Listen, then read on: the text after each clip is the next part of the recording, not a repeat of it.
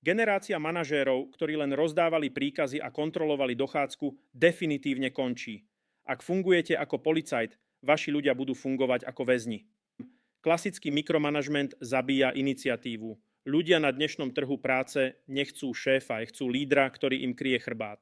Ak im nedáte autonómiu, zvyknú si na to, že nemusia rozmýšľať. A vy sa utopíte v operatíve.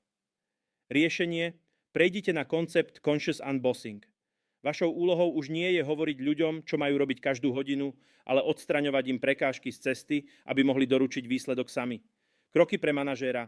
Prvý: zmente otázku. Namiesto máš to už hotové, sa pýtajte, čo potrebuješ odo mňa, aby si to mohol dokončiť. Druhý: definujte mantinely. Jasne určte, kde končí ich právomoc a kedy už musia prísť za vami.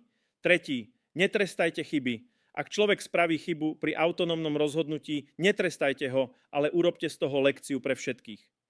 Ako vybudovať tím, ktorý funguje samostatne aj bez vašej neustálej prítomnosti? Celý postup nájdete na mojom webe akoriaditfirmu.sk.